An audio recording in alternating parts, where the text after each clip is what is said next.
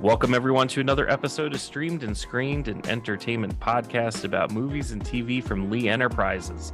I'm Terry Lipschutz, a senior producer at Lee and co-host of the program with the master of the multiverse, Bruce Miller, editor of the Sioux City Journal and a longtime entertainment reporter. Bruce, when you're in the multiverse, like, what are you doing in your other, what's the other Bruce Miller doing right now? The other one is actually enjoying himself.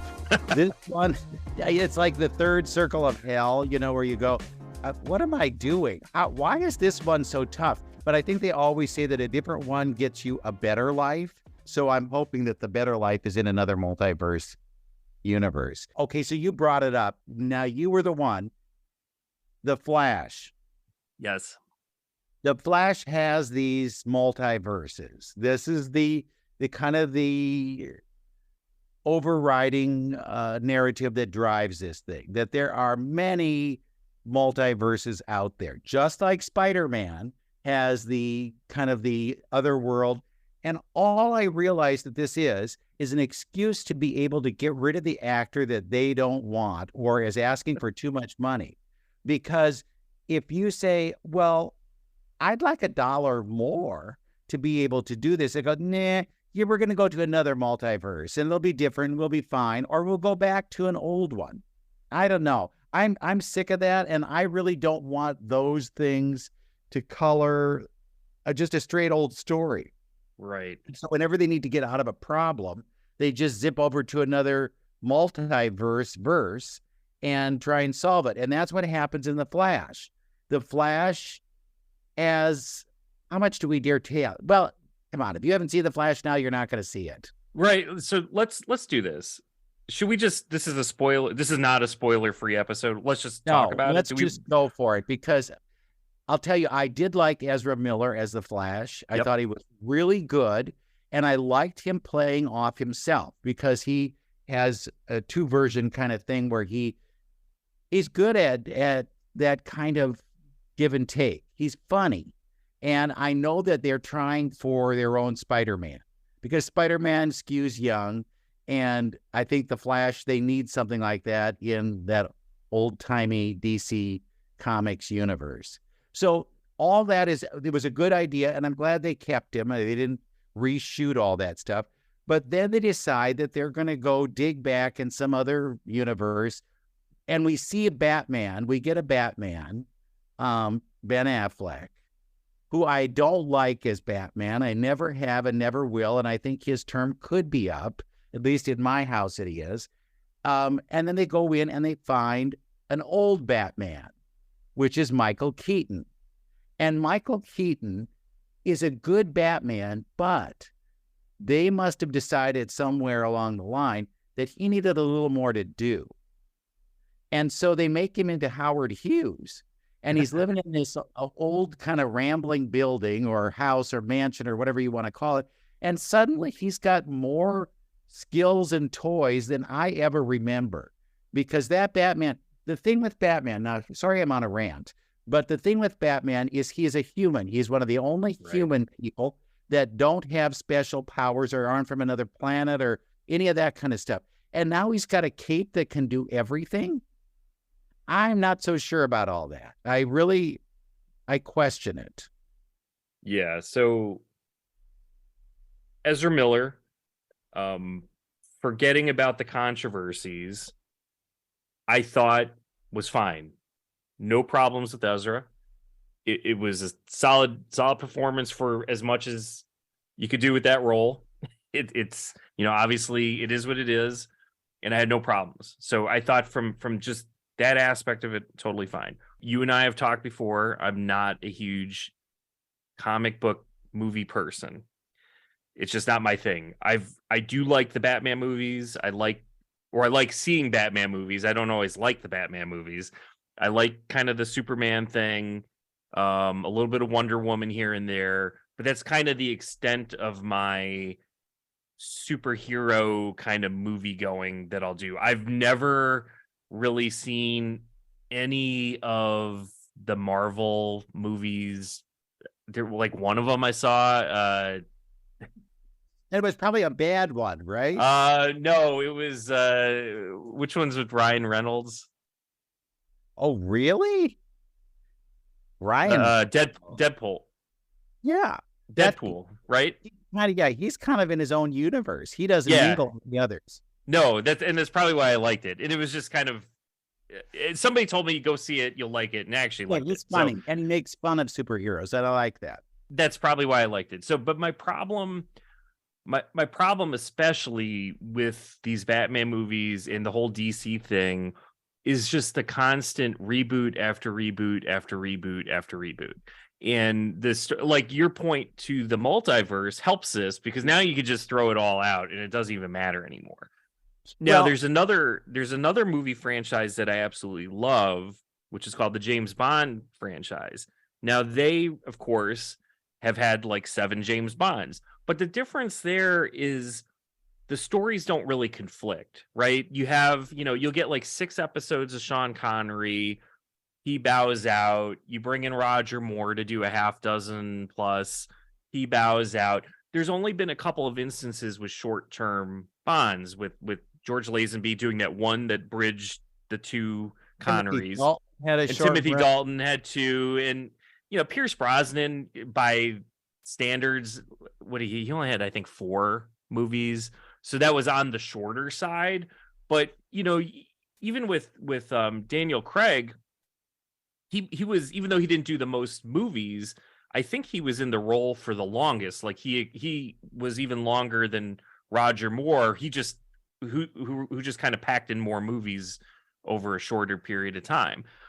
I'm fine with that because it's just all those stories kind of live outside themselves. There's a little bit of crossover, a little bit of a nod here or there, but I'm fine with that. But it's just the constant starting and stopping with all these different actors. I can't keep up. I don't even remember who Batman is anymore.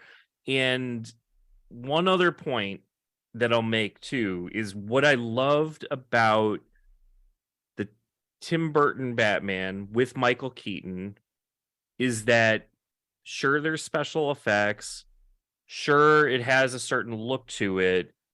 But as you said, he's a superhero, but he's a human who's just he's a vigilante, right? So he's just kind of taking these extraordinary measures to kind of save the day. They're vomiting special effects at us now. And I'm of the opinion that less is more. You don't have to, just because you can do it doesn't mean you should do it. And I think another franchise that kind of brought this back a little bit was Star Wars, where you had the original Star Wars, which sure had lots of special effects, but they kept it pretty low key because they couldn't do more at the time.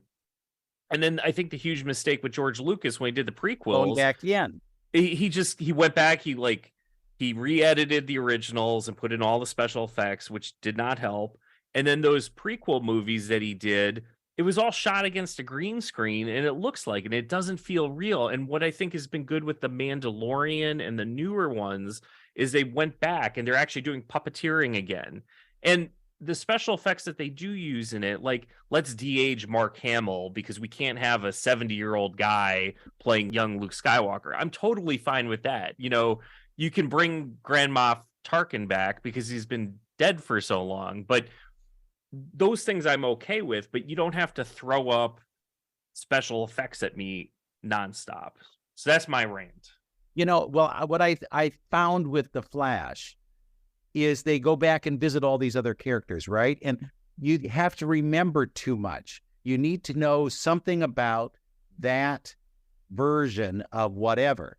And they have a number of Supermen that come through. And of course, there's the heart-tugging moment when you see Christopher Reeve as Superman. Come on, that's the gold standard for that, even though his films probably don't hold up at all. But you see that and you go, oh. And then they toss in a Nicolas Cage Superman who the film never got made. And so the idea that they would do that, but they conveniently don't hit all of the Batman. Right. And it must have been something where, you think, oh, well, that's choices. That's artistic choices. No, it was probably because Christian Bale said, there's no way in hell you're using my image in this film. And he had it written into a contract. So you get a little bit of Batman from the Adam West years, and then you go, well, now what's that about? Because that's TV. Do we do TV Batman, or is that not? So there are these things that are choices that they make that I'm sure it's because, do we have the rights? Go call on this. Call the lawyers. See if we got the rights on this one, and we're going to throw this one in. Just because I think they got nervous at the end, and they decided we've got to have all these people show up, not unlike Space Jam, where they took every cartoon character they could throw in that was a Warner Brother cartoon, and then just have you kind of go nuts about it. And you go, well, wait a minute, why is there Wizard of Oz in this? I didn't know that Wizard of Oz was part of Space Jam, but that's what they do. And I think they get nervous, and they don't trust their artistic instincts, and they just do this stuff. And I don't think all that was necessary. We caught the concept. That was enough. You didn't need to show a world revolving with every character there was in it. I would hope that if they go back to the Flash and do it again, he gets new adventures with different characters. That Zod thing, crazy. And it can be more Shazam-like, if you will. And I think you got a good actor. Let him just do what he can do. They obviously, with the multiverse, have set up a total reset of the DC expanded universe, because they've kind of just said, you know what, we've closed the door now on Ben Affleck as Batman, and it seems like they're largely closing the door on probably some of the other ones. I mean, is Gal Gadot going to come back here? And you think, why is that Superman not there? Right? Shouldn't he have another shot at it? Yeah. So it's selective lawyering is all it is. Yeah, I loved Wonder Woman when that came out, the first one, but right? I thought 1984 was just terrible. I was so disappointed when that one. I remember even telling my wife, I'm like, honey, I saw the Wonder Woman, and it's fabulous. We need to go, and it was on HBO. It was during the pandemic, and it was just on HBO. I'm like, let's watch it. You'll love it. It's actually like, I don't love comic book movies, and then we sat through it. I'm like, I'm apologizing to her after, because that's how bad I thought it was. So even with her role, are they going to bring her back for another Wonder Woman, or have they said, the last one wasn't good, like we hit a home run with one, the second one was so we're going to reset that now too. This is our deal breaker. This is the way we cut the contracts and move on, and whatever it wants to be, it'll be. But I think Flash is worth keeping. I just wish that they would do different things with him, and not this concept of all or nothing. Forget it. Make it 90 minutes, make it good. Give us a situation and a character. You got it. Who is the new Batman? Is the new Batman George Clooney? Well, who knows? He's back. He's back. And I can see why this is not doing well in the theaters. I think you've got to realize that you cannot rely on the old faithful, the comic book nerds who will come to this no matter what, because to hook in other people, and I think that's where Marvel went wrong too, is that they want to tie too much together. And if you're a casual viewer like you, Terry, where you see one, you go, what is this crap? I don't know what this is all about. You've got to make it stand alone. It's like people who say, I read the book, and lots of things aren't in the movie that were in the book. Well, the movie has to stand alone. It's got to be able to tell its story and move on from there. And so that's where they go wrong. I agree with you. And it only did 55 million. It led the box office, almost doubled Elemental, but the 55 million is a terrible opening when you consider we're getting back to a point where movies are opening at 100 million plus. And and Flash is clearly, it's not going up. Next week it's not going to do 90 million in week 2. It's only going to go down. So, right. Will it even recoup its money? And, you bring up the point of the casual viewer. I was lucky because I had seen, as I said, I see the Batman movies, I see the Superman movies. So when I saw the Flash, it all made sense to me. But if you're a casual viewer and you didn't know what the deal was with Zod and all that stuff, you would be so lost. Like if you came in because you're like, I love Michael Keaton, from those early Batman movies with Timothy Burton, you're just gonna be lost because you're gonna be like, what is going on here? You just dropped, the storyline makes no sense. Helen Slater. If you weren't familiar with Helen Slater way back when, her appearance doesn't mean anything to you. So it is what it is. I think that they did a great job with the Flash on TV when it was on the CW. And I think he was a perfectly good Flash, but when they're going in another direction and you're doing something that's a little quirky, stick with the quirk. Don't feel that you need to go back to the traditional and grab something there. One other point I'd like to make: we talked about the concept of the multiverse, right? And how big it's become, because we're seeing it in a lot of different things. You know, Spider-Verse, and we saw it obviously in Everything Everywhere All at Once. I was thinking it's a concept that basically replaces time travel, or it sort of replaces time travel, because that was such a driver of shows of the 60s, 70s, 80s, like Star Trek, when they would get stumped and like, well, what should we do? Well, how about we just send the Enterprise back 200 years to get a humpback whale and bring it back to the future, right? And then of course there's Back to the Future. So I'm going into this movie knowing that it's the multiverse and thinking to myself, like, yeah, this is completely replaced like the concept of time travel, Back to the Future and all that. And what do? They heavily reference Back to the Future in The Flash, where in this multiverse, Eric Stoltz got the part. And again, you have to have point of reference to enjoy the laugh. And if you're a young kid, did you know that Eric Stoltz was originally cast as Marty McFly? You didn't. So it kind of falls flat on that.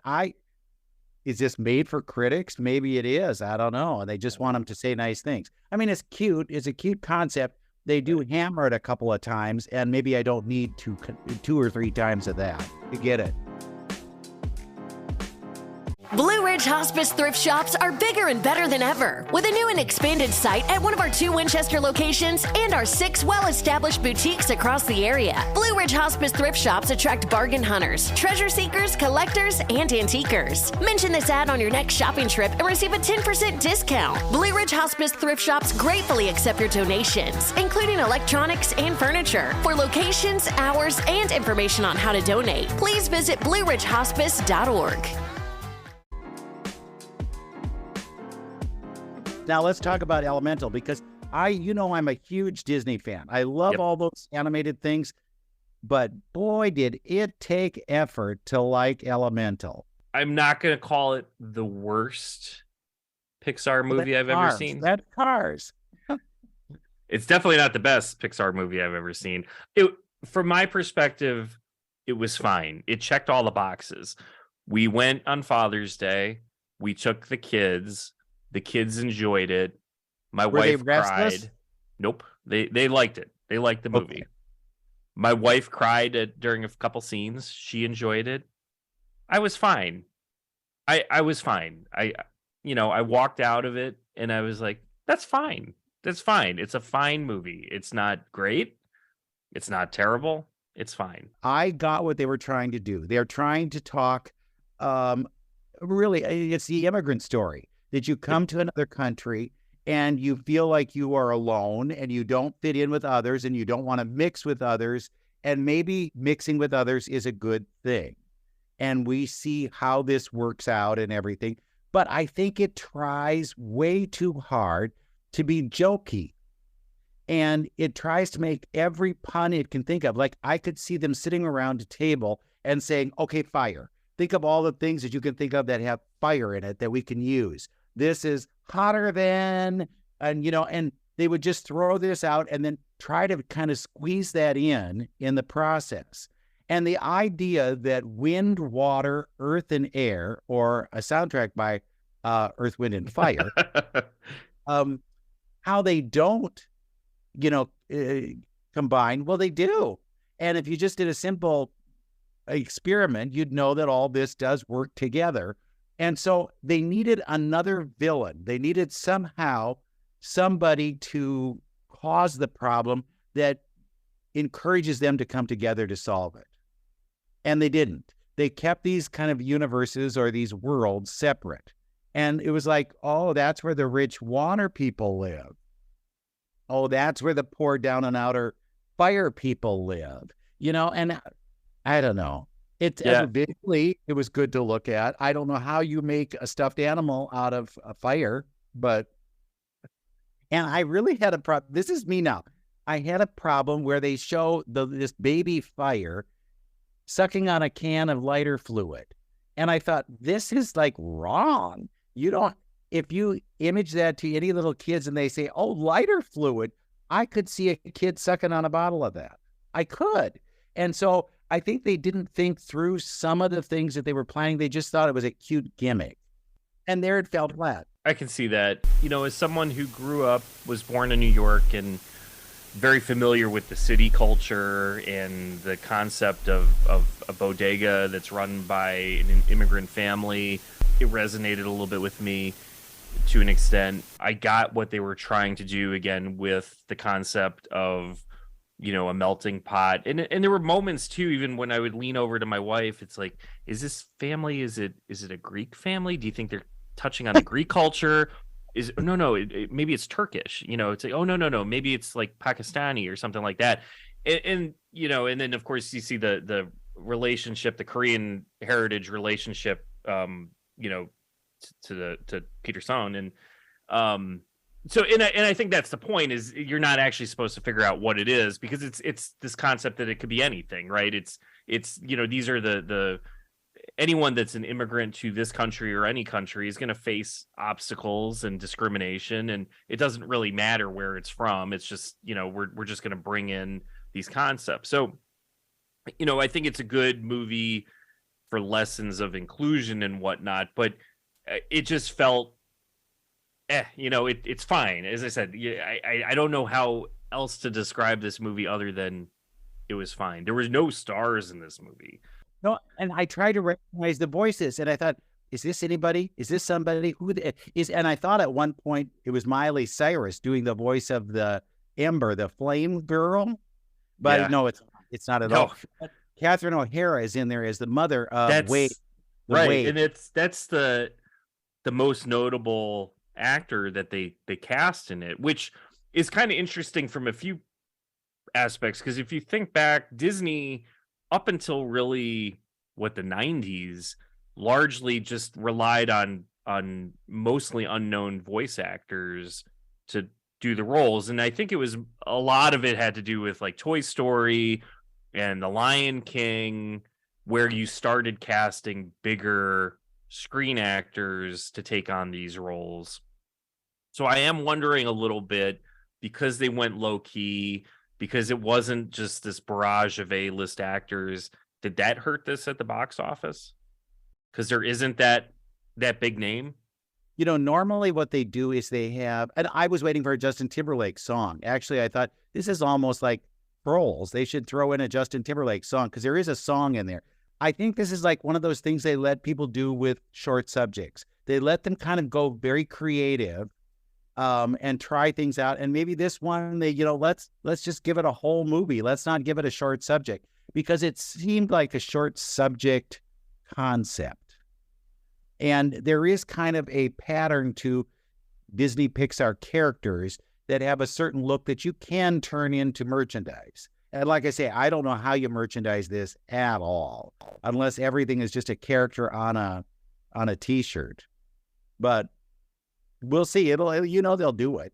But I thought that of that kind of odd mix, Inside Out did a better job of kind of blending things and making it seem like, okay, now I don't have to think too hard on this. And I thought too hard on this. I was trying all the time to make sense of it, and I couldn't. The movie was a bit long for my taste too. Always, again, animated films, come on. The kids start running about the 30-minute mark, and if they're not stopping by the 60-minute mark, you've gone too long. I hate to get up to go to the men's room during a movie, because I don't want to miss a thing. And as soon as the credits started rolling, and with these Pixar movies, you don't want to miss something at the end. So it's like the credits started rolling. I like beeline out, leave my family behind, take care of business, come back in, because that, that gallon of soda I was drinking went right through me. And then I was disappointed because there was nothing in the credits either. It just they just straight rolled it. But it was a story that I agree could have been told in about 20 fewer minutes, and it would have been completely fine to keep the kids entertained. And I will say this too, with Peter Sohn, who directed the movie. It's definitely the better of his two movies that he's done now for Pixar, because I absolutely hated The Good Dinosaur. Do you remember that one? I hated that too. I hated it. The only thing I noted when you think of The Good Dinosaur, the only thing I remember was the grass looked good. The grass looked good, and that was, and I remember walking out of it with my kids because they were a lot younger then, and one of my daughters was crying. She's like, "Dad, does this mean you're gonna die too?" And because they killed the dad in that one, it's like, oh, good Lord! Like, come on, Disney, do you have to kill a parent in every movie? Yeah, well, interestingly, I think this is the only Pixar film that doesn't have a John Ratzenberger appearance. It might be. That could be a curse, that if you don't use him, you're in trouble. So I'm throwing that one out there, that maybe they should have had him in there somewhere as somebody. But yeah, and Earth, did you ever see anything earthy besides that little kid picking the flowers out of his pits? Yeah. And then the wind people, it was a game, and that was it. Right. And that was somebody too, from the Goldbergs. The mother on the Goldbergs does the voice of the wind. Okay. Wendi McLendon. She has a hyphenated name. Wendi McLendon-Covey. Right. Thank you. You're welcome. I'm sorry, Wendi. I apologize profusely, but you got a long name, Yep. But Elemental, $29.6 million to open. That's not where you want to be if you're Pixar. And on the heels of Disney wiping out a huge chunk of the Pixar department recently. Maybe this is why. It also came after Lightyear, because Lightyear did not do well last year either. It's very much like Zootopia. And I think if they're going to go back to that, Zootopia was a better way of dealing with it, because when you had characters who were goofy animals, you could be snarky with them. And I think with this, they wanted to be a little too noble. Yep. So Flash, $55 million, Elemental, $29.6 million. Not a great weekend for it's supposed to be two big heavy hitters. What do you think this means, coming up? Is this just a blip in the radar?